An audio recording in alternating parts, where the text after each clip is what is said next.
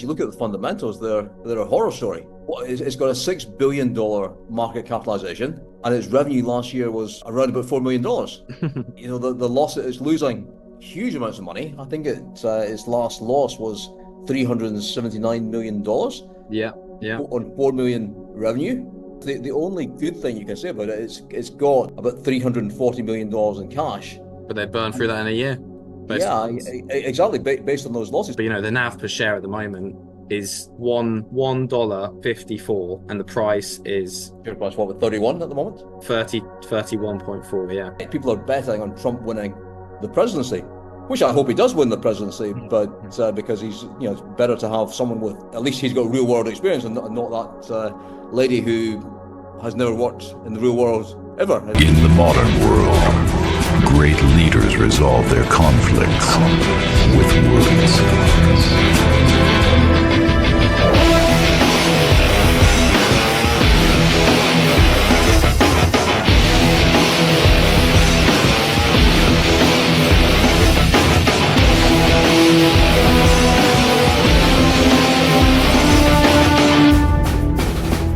If hostile takeovers or any of those verticals sounds like something you want to be a part of, please don't forget to like, subscribe, turn on post notifications, and join our Discord chat room linked in the description so you can see these plays and get in these opportunities when we do. Pretty much every YouTube influencer at the moment is covering Donald Trump's Truth Social stock. It was clearly quite a good buy as it came down to in line to where it launched back in 2020, 21, and the liquidity dried up in 22 and just tracked sideways, and then it came down to that level and burst up very aggressively. But actually looking at the fundamentals, it's clearly not very good stock. Well, I look at these things and say, would I buy that company? Is it an acquisition that I would make? And I looked at the numbers for DJT. I just think, why is anyone buying this? You look at the fundamentals, they're a horror story. It's got a $6 billion market capitalization, and its revenue last year was around about $4 million. The loss, it's losing huge amounts of money. I think its last loss was $379 million. Yeah. On 4 million revenue. Yeah. The numbers make no sense. The only good thing you can say about it is it's got about $340 million in cash. But they burn through that in a year. Exactly, based on those losses. So I would suggest that company is worth a lot less than $340 million because burning through the cash, they're going to have to do another fundraising before the end of the year at the rate they're burning. And are people using Truth Social? I've never heard of anyone apart from Donald Trump using Truth Social, and he's now using X again as well. So, exactly. Twitter, Truth Social. Just the landscape of social media at the moment.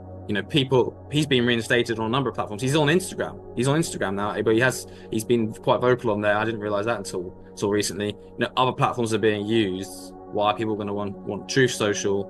Elon Musk's around, sort of representing free speech and doing a good job at that as well. There'd have to be a huge shift, and I don't think it's not the same picture as it was in 2021 where there was no alternative. Yes, the business case was setting up Truth Social. I completely get that because everyone was being banned at that time. Everyone was being banned from X. Trump had been banned from X or Twitter as it used to be called. But now that's no longer the case. Musk took over Twitter. They're not banning people, at least in the same way that they were 2 or 3 years ago, and that has forced the other social media companies to become more friendly towards people they might disagree with. They don't like, it appears that social media in general don't like people who are right of centre for whatever reason. And but by the same token, they don't want to lose all their customer base to X, so they're not banning as many people as they were in the past. Exactly. And that means that the case for Truth Social, as it stands at the moment, I don't see it. I don't see the business case for it. This is more like a bet. People are betting on Trump winning the presidency, which I hope he does win the presidency, but because he's better to have someone with, at least he's got real world experience and not that lady who has never worked in the real world ever in her entire life, as far as I understand it. She's worked for a government job for the last 40 years. So I'm definitely with Trump on that one. But why would anyone buy the stock? I don't get it. I fail to understand why anyone would buy the stock. I'm not suggesting that anyone short it, because it can keep going up. You don't want to go against momentum, but I don't understand. It's not an investment. It's something highly speculative. It may continue to rise if Trump looks more and more like winning the presidency. And I don't know if you follow these betting markets like Polymarket or whatever, and Trump's now showing it 61% chance to win the election. Yeah, people are looking at it as a bet on that rather than anything else, and they're just looking for something with his name, and they're buying it.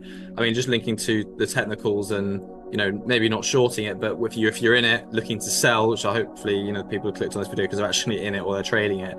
I mean, once again, I use a 9-period moving average. It's very good with these sort of pumps to see when the momentum has dried up, and it's still momentum's still there. You can see from the technicals. And as soon as that breaks, you should see some sideways movement. Massive risk of it coming all the way down. It could go high, a little bit higher, but at that point, that's definitely when I'd be selling that stake. What are the levels that people should watch then? What's the 9-period moving average on the daily chart sitting at just now? It tracks it. Price is roughly 31.4. Sorry, price 31.4, and that would be sitting roughly around 26, but as days go on, it will rise slightly, so that will probably end up being, by the time in 2 days time, that probably sit around 28.75, 29. Okay, so if you're seeing the price fall below $27-26, it's time to head for the exits. Yeah, or if you still think that you want to take that 50% chance that it will go higher again, then maybe don't sell out your whole position. But the interesting thing will be what happens if Trump wins the election. Does that stock continue to climb, or is it one of these cases where you buy the rumor, sell the fact kind of thing? When something a lot of hype before something happens, and when it actually happens, everyone's like, oh well, okay, it's happened now, time to sell. So it could be one of those cases. Yeah, time to look at the fundamentals. But if you're still the person who wants to see the glory if he did win and it did continue to go up, then keep 10% of your position. Why not? The positive is that this guy's got hundreds of millions of followers who are fanatical. So people are buying just because it's got the initials DJT. People are buying just because of that, because there's so much polarization in US politics. The two sides seem to absolutely hate each other right now.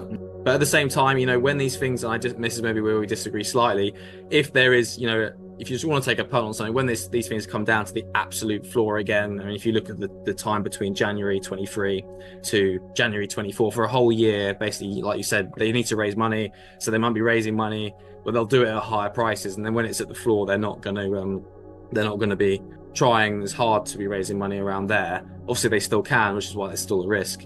But if something's been tracking sideways for that long, and where the price came back down in September 24, in line with that sideways for year movement having just risen back up, it's a good trading opportunity. It's a good swing trade, but not necessarily, or almost certainly not in this case, a long-term investment. I mean, there'd be so many things that would have to change. Yes, they can raise money quite easily just because of the Trump family name, but the NAV per share at the moment is $1.54, and the price is your price what, 31 at the moment? 31.4, But you're saying based on the charts, it could still have a bit to go on the upside. Yeah, so there's a little bit, until the momentum dies out, and I'll pull screenshots. Every time the momentum goes up, you'll see that as soon as this moving average breaks, things will go sideways at a higher level.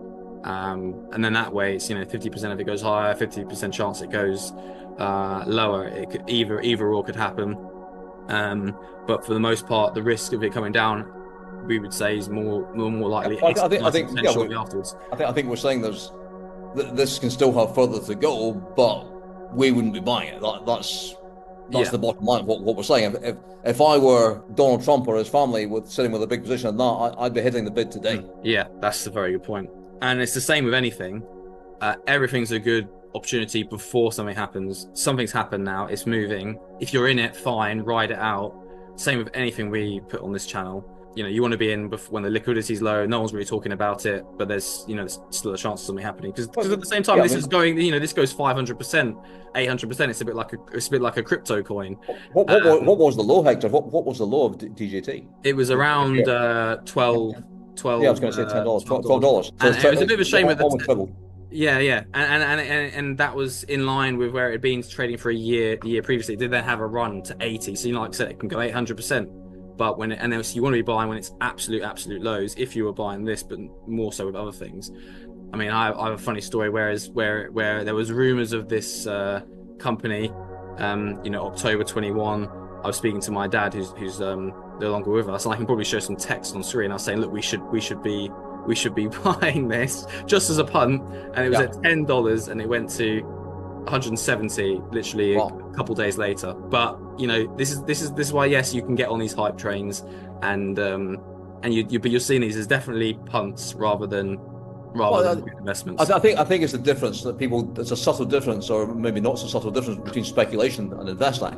And a stock like DJT is a speculation, not an investment. So we talk about both. I speculate every day. When you're trading commodities and you're trading S&P futures and so on, you have to have a trading mindset. But if you're looking at acquisitions and buying companies, that's an investment. You're in for the long haul, and the same. So I think people have to differentiate between the two. And if have it, by all means, have a punt on something.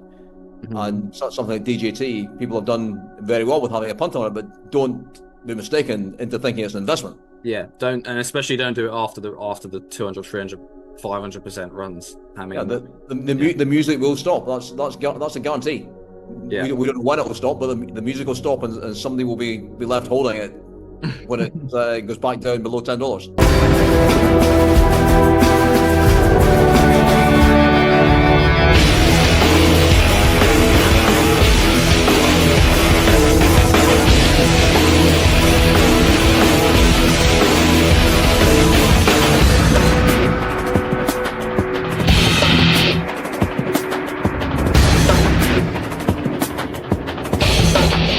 As for me, I like the stock. Order filled.